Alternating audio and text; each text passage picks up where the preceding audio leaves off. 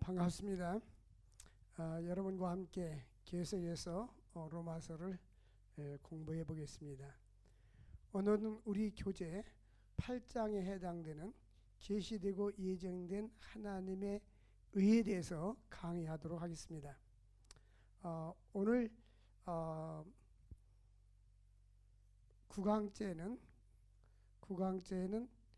이신득의 원리와 그 보편성에 대해서 말씀을 드리겠습니다. 성경 본문 말씀은 로마서 3장 21절로부터 31절까지 말씀입니다. 여러분들이 성경을 펴고 강의안을 함께 보면 공부하는데 학습하는데 많이 유익이 되리라고 생각이 됩니다. 이신득의 원리와 그 보편성에 대해서 지금까지 바울은 모든 인간이 하나님 앞에서 죄인이란 사실을 구체적으로 언급했습니다. 왜냐하면 인간이 죄인이란 사실을 자각하지 않고는 다음 단계로 이를 수 없기 때문입니다. 그렇다면 죄인된 인간이 어떻게 구원받을 수 있을까? 거기에 대한 해답은 이미 로마서 1장 17절에서 오직 의인은 믿음으로 말미암아 살리라고 부연 설명했습니다. 그러므로 지금 우리가 공부하는 것은 로마서 1장 17절에 오직 의인은 믿음으로 말미암아 살리라는 그 말씀에 대한 부연 설명이라고 할 수 있습니다. 전적으로 타락한 인간을 구원하기 위해서 하나님은 죄 없으신 예수님을 대속물로 택하셨습니다.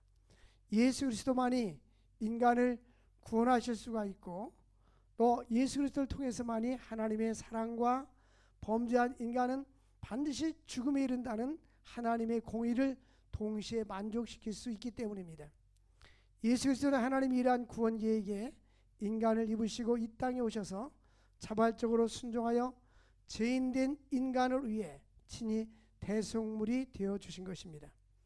이것은 하나님 편에서 구속사역을 이루기 위해서 취하신 이신득의 한 측면입니다. 이 말씀이 21절에서 26절에 있는 내용입니다. 다음으로 구원 얻기 위해서 인간 편에서 기본적으로 취할 태도는 바로 믿음이 필요한 것을 27절에서 31절까지 밝혀주고 있습니다. 인간에게는 은혜가 적용되기 위해서 우리 인간에게 요구되는 것은 바로 믿음이라는 것입니다. 이는 십자가에서 예수님께서 대속의 죽음을 죽으셨다는 사실을 믿기만 한다면 하나님께서 법적으로 우리를 의롭게 해주신다는 것입니다. 바로 인간 편에서는 어떠한 자랑도 할 수 없습니다. 하나님께서 구속사역을 이루셨고 예수 그리스도께서 그 구속사역을 위해서 십자가에서 죽으셨고 우리 인간은 믿기만 하면 되기 때문에 우리 인간이 한 것은 아무것도 없습니다. 이 두 가지 요소는 복합적인 것이 이신칭의의 원리인 것입니다. 인간을 구원하기 위한 유일한 방법, 제가 유대인이나 이방인 모두에게 보편적으로 있는 것과 마찬가지로 이신득의 원리를 통해서 그의 영광에 참여하는 것 역시 모든 사람에게 하나님의 전적인 은혜임을 보여주는 것입니다. 유대인이나 이방인들이 다 죄인인 것처럼 유대인이나 이방인들이 예수를 믿으면 보편적으로 구원받을 수 있다라는 것입니다. 따라서 이러한 과정의 측면에서 볼 때 구원이 믿음으로 얻어지는 것 때문에 마치 율법이 필요 없는 것처럼 느껴질 수가 있습니다. 그러나 믿음은 구원에 대한 한계성을 극복하여 도리어 율법을 견고하게 하는 것임을 바울은 분명히 말씀하고 있습니다. 31절 말씀에 보면 그런즉 우리가 믿음으로 말미암아 율법을 파괴하느냐 그럴 수 없느니라 도리어 율법을 굳게 세우느니라고 바울은 논증하고 있습니다. 이상에서 보듯이 그리스도의 구속사역은 인류의 죄 문제를 근원적으로 해결한 객관적인 구원 사역입니다. 그리고 그러한 그리스도의 구원의 성취를 주관적인 신앙으로 믿고 그리스도를 받아들이는 자에게 주시는 하나님의 은혜가 곧 칭의입니다. 영적인 이방이었던 우리가 죄에서 구원된 것은 하나님의 전적인 능력으로 되어진 구원 사역이었음을 깨닫게 됩니다. 또한 우리를 값없이 의롭다 하심을 주신 하나님의 은혜에 우리는 감격해야 합니다. 이제 우리는 본문을 더 구체적으로 교제를 중심으로 강의를 하도록 하겠습니다. 모든 인간은 종족과 계층과 또 유대인과 이방인, 부도덕한 자들과 도덕론자를 막론하고 하나님 앞에서 죄를 지었고 유죄이며 핑계할 수가 없습니다. 좀 볼륨 좀 높여볼래요? 그것은 로마서 1장 18절에서 3장 20절에 묘사된 인간의 죄인됨에 대한 묘사입니다. 그들은 한 줄기 소망도 없는 상태였습니다. 그런데 갑자기 바울은 로마서 3장 21절에서 이제는 이라는 말이 나옵니다. NIV 성경에서는 but now라고 되어 있어요. 그러나 이제는 이라는 뜻입니다. 하나님이 직접 간섭하셨습니다.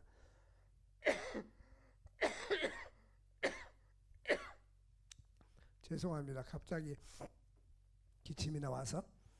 이제라는 말은 세 가지 의미가 지니고 있습니다. 하나는 논리적인 것, 또 하나는 연대적인 것, 현재의 시간, 세 번째 종말론적인 것, 새 시대가 도래할 것이라는 것입니다.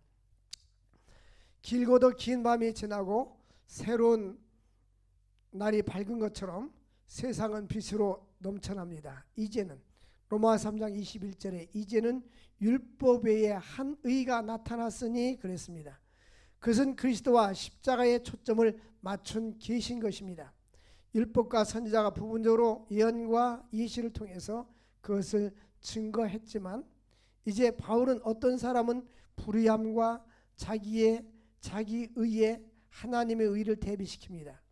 그는 악행하는 자에게 임하는 하나님의 진노 1장 18절 2장 5절 3장 5절 믿는 죄인들에게 임하는 하나님의 은혜를 대비시킵니다.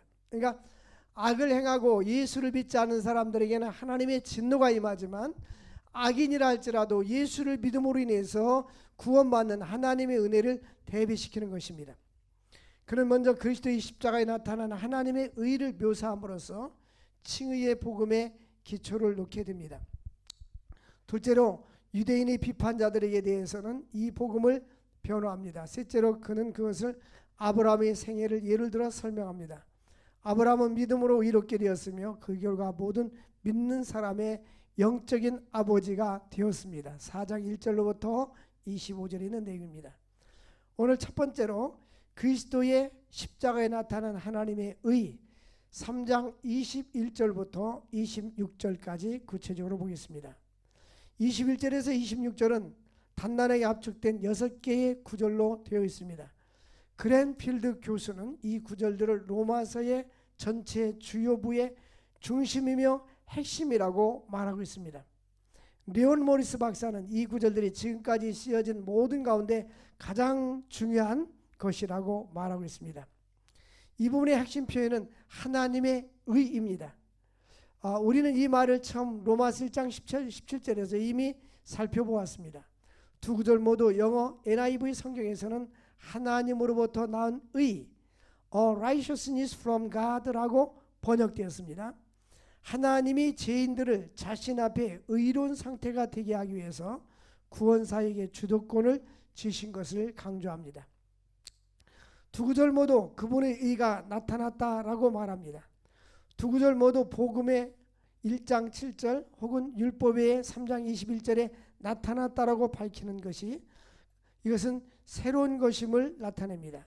그러면서 두 구절 모두는 구약 성경의 성취로 묘사함으로써 하나님의 의는 그분이 뒤늦게 생각해내는 것이 아니었음을 보여줍니다. 그리고 두 구절 모두 우리가 믿음을 통해서 그것을 받을 수 있다고 말합니다. 이 두 부분에서 하나의 중대한 차이점은 주동사들의 시제입니다. 3장 21절에 따르면 하나님의 의가 나타났다. 이것은 과거 시제입니다. 이는 분명히 그리스도의 역사적인 죽으심과 그것의 영속적인 결과를 말하는 완료 시제입니다. 반면에 1장 17절에서는 하나님의 의가 복음에 나타나고 있다라고 현재 시제를 사용하고 있습니다. 이는 아마도 복음이 전파될 때마다 나타난 것이다. 21절에서 바울은 하나님의 의라는 표현을 반복함으로써 다시 복음을 알리는 일을 계속하고 있습니다. 그런데 이제 그 하나님의 의에 대해서 두 개의 진리를 추가하고 있습니다. 첫째, 예수 그리스도를 믿는 믿음으로 말미암아 모든 믿는 자에게 미치게 된다. 곧 예수 그리스도를 믿는 믿음으로 말미암아 이 하나님의 의는 모든 믿는 자에게 미치게 된 것입니다. 이것은 유대인이나 이방인이나 차별이 없습니다. 모든 사람이 죄를 범하였음에, 이것은 부정과거 시제입니다. 부정과거 시제란 말은 과거는 과거지만 정확한 어느 때가 아닌 과거를 이야기합니다. 모든 사람이 죄를 범하였음에 하나님의 영광이 이르지 못하였더니, 이것은 계속되는 현재 시제입니다. 이것은 로마서 3장 23절의 유명한 말씀이죠. 모든 사람이 죄를 범하였음에 하나님의 영광에 이르지 못하였더라. 둘째, 하나님의 의가 의롭다 함을 받는 것과 동일시된다는 점입니다. 하나님의 은혜로 값없이 의롭다 하심을 얻는 자가 되었느니라.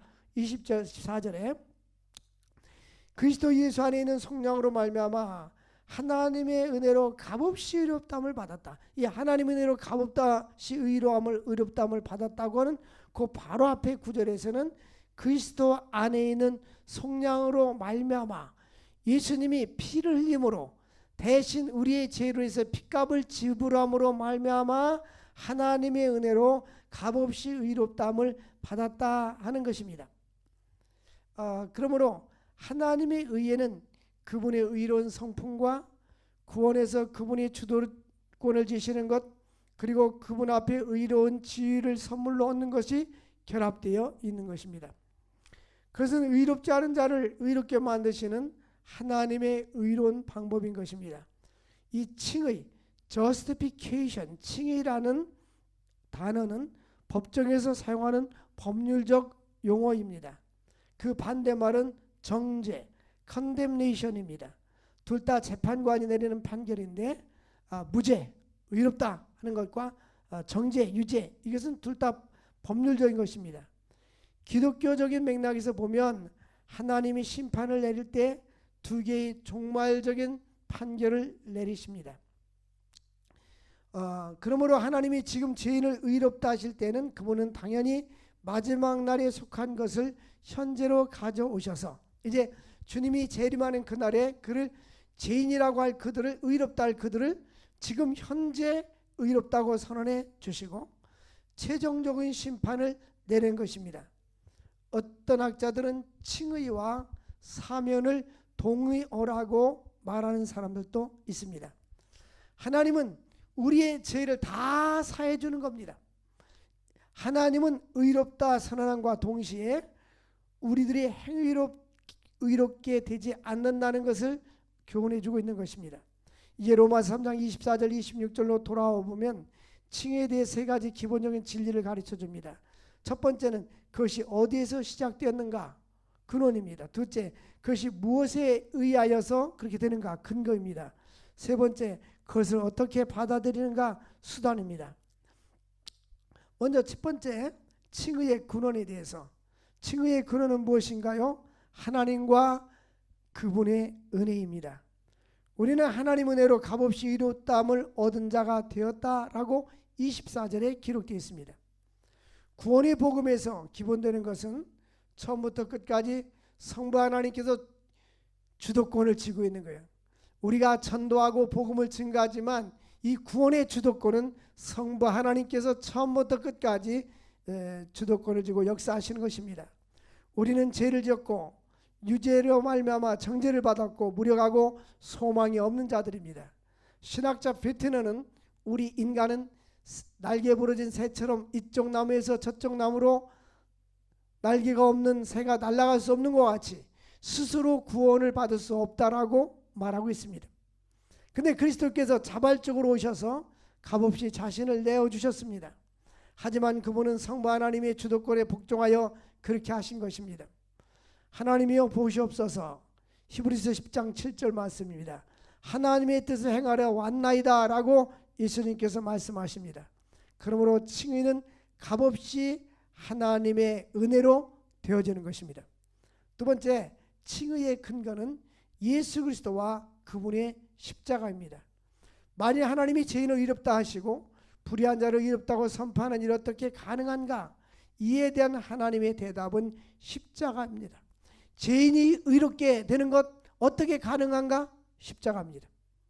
불의한 자가 어떻게 의롭게 되는가? 이것도 역시 십자가의 보혈입니다.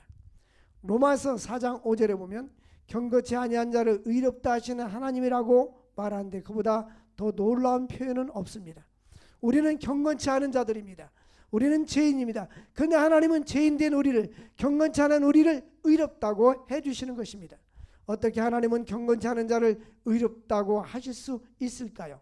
구약성경에서 하나님은 이스라엘 재판관들에게 의인은 의롭다 하고 악인은 정죄해야 된다고 되풀이해서 말씀하셨습니다. 하나님은 그분에 대하여서 나는 악인을 의롭다고 하지 아니할 것이라고 구약성경에 말씀하셨습니다. 근데 바울은 하나님은 경건치 않은 자를 의롭다고 하시고 불의한 자를 또 이렇게 만드시는 분으로 칭합니다. 그렇다면 구약과 신약이 뭔가 상식에 맞지 않는 듯 보입니다. 어떻게 이것이 가능할 것일까? 그리스도의 십자가로 가능한 것입니다. 십자가 없었다면 불의한 자를 의롭다고 할 수가 없고 또 불가능했을 것입니다. 하나님은 경건치 않은 자를 의롭다고 할 수도 없었을 것입니다. 그런데 경건치 않은 자를 의롭다고 할 수 있는 단 한 가지 이유는 그리스도께서 경건치 않은 자를 위해서 죽으셨기 때문입니다. 로마서 5장 6절에 보니까 그리스도께서 경건치 않은 자를 위해서 죽으셨다라고 말씀했습니다. 예수께서 죄인을 위해서 피를 흘리셨기 때문입니다. 이 예수를 하나님이 그의 피로써 믿음으로 말미암는 화목제물로 삼아 주셨습니다. 하나님은 불의한 자를 정당한 방식으로 의롭다 하실 수가 있는 것입니다. 바울은 하나님이 십자가를 통해서 자신의 독생자 예수를 죽게 하신 일을 세 가지로 표현합니다. 첫째, 하나님은 그리스도 예수 안에 그 속으로 말미암아 24절 상반절 우리를 의롭다고 하십니다. 둘째, 이 예수를 하나님이 그 피로 인하여 믿음으로 말미암는 화목제물로 세우셨습니다. 25절 말씀입니다.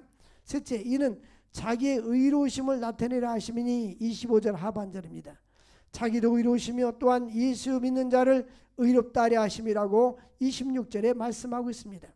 여기서 핵심 단어는 구속, 화해, 화목, 나타냄입니다. 이 세 가지 단어는 십자가에서 단번에 일어나는 일입니다.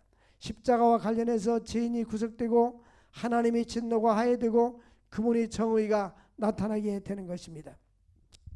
먼저 구속, 리뎀션, 구속에 대해서 말씀드립니다. 첫 번째 단어는 구속입니다. 칭의는 법정에서 빌려온 용어라면 구속은 시장에서 빌려온 상업적인 용어입니다. 구약에서 구속은 팔렸던 종들을 사들여 자유롭게 하는 행위에 사용되었습니다. 그 종들은 구속되었다고 레위기 25장 57절에 말합니다. 어떤 그 종이 남의 집에서 종살이를 할 때에 다른 사람이 돈을 주고 그 사람을 사면 그 사람에게 해방시켜주면 그는 구속되는 것과 마찬가지인 것입니다. 그것은 출애굽기 15장 13절에 처음에 나와 있고요. 그 다음에는 이사야 43장 1절에 이스라엘 백성들이 바벨론에서 나올 때 구속되어 자신의 땅으로 돌아간 이스라엘 사람들에 대비해서 비유적으로 사용했습니다. 마찬가지로 예수께서는 우리를 구속하셨다.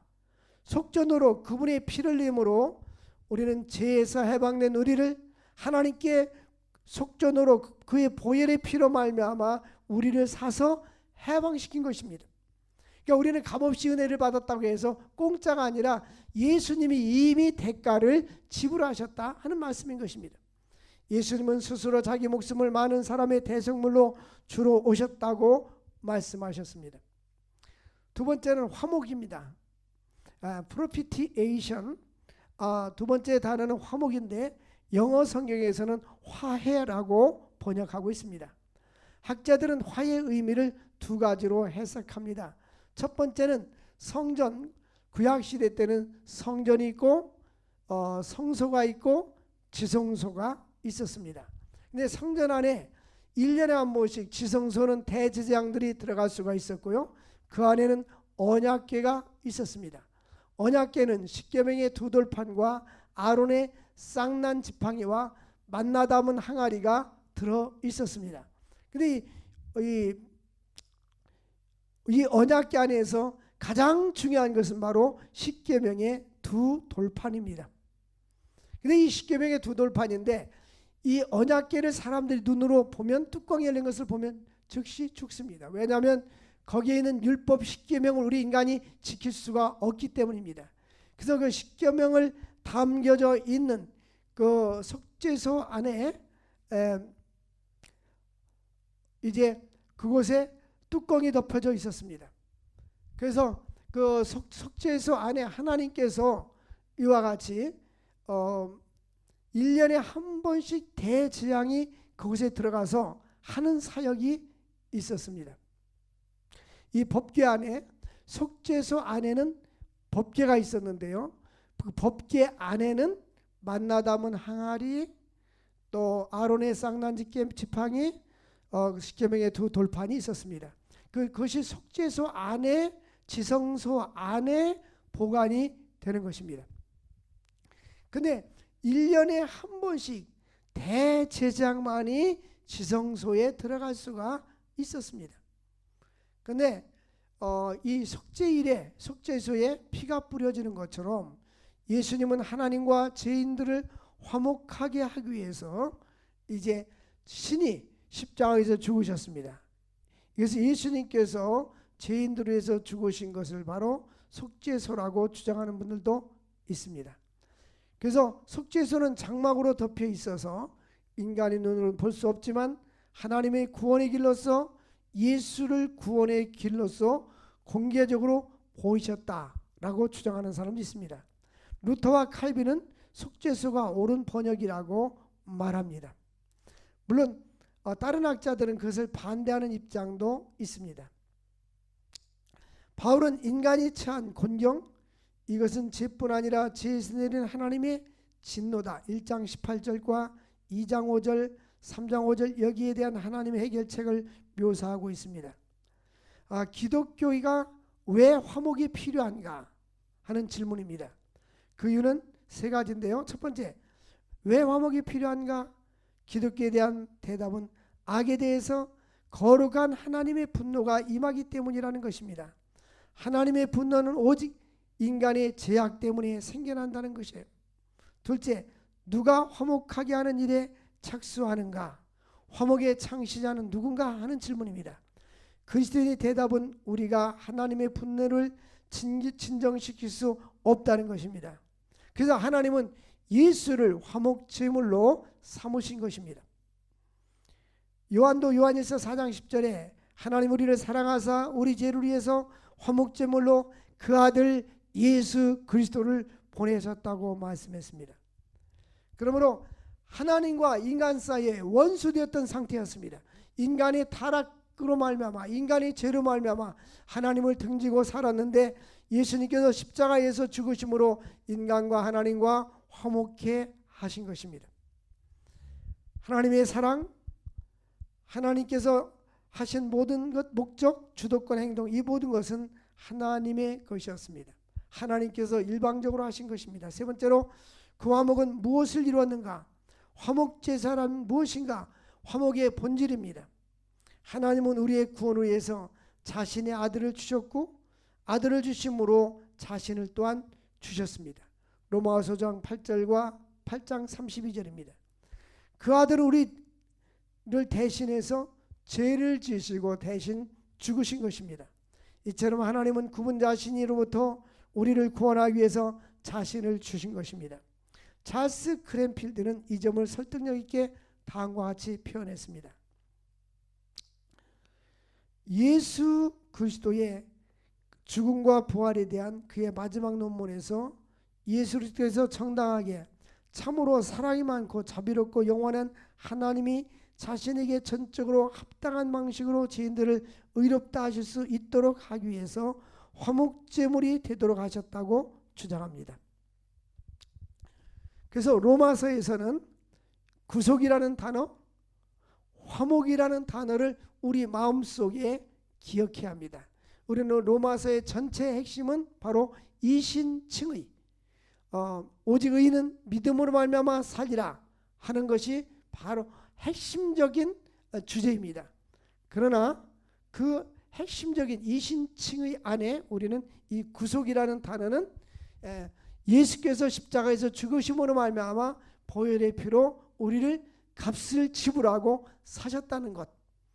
또 하나는 화목, 죄인된 우리와 하나님과 사이를 화목하기 위해서 대속의 죽음을 죽으시고 예수님이 제물로, 희생의 제물로, 화목 제물로 십자가에서 죽으셨다는 사실입니다. 그 다음에 나타냄입니다. 성경에 보면 바울 서신에 나타냈다라는 단어가 나오는데요. demonstration이라는 단어입니다. 지금까지 우리는 바울이 십자가를 묘사하기 위해서 사용한 단어들 중에 두 가지, 즉 구속과 화목을 살펴보았습니다. 이제 세 번째 단어는 나타내미는 것입니다. 십자가의 성취뿐만 아니라 십자가는 구원의 성취뿐만이 아니라 나타냄이 되는 것입니다. 십자가는 나타내는 공개적인 계시입니다. 십자가는 죄인을 구속하시고 하나님과 화목케 하시는 것으로 그치지 않습니다. 자기의 의로우심을 나타내려 함이라. 25절 말씀에 그렇게 기록되어 있어요. 25절 말씀을 함께 읽어보겠습니다. 이 예수를 하나님이 그 피로써 믿음으로 말미암는 화목제물로 세우셨으니 이는 하나님께서 길이 참으시는 중에 전에 지은 죄를 간교하심으로 자기의 의로우심을 나타내려 하심이라.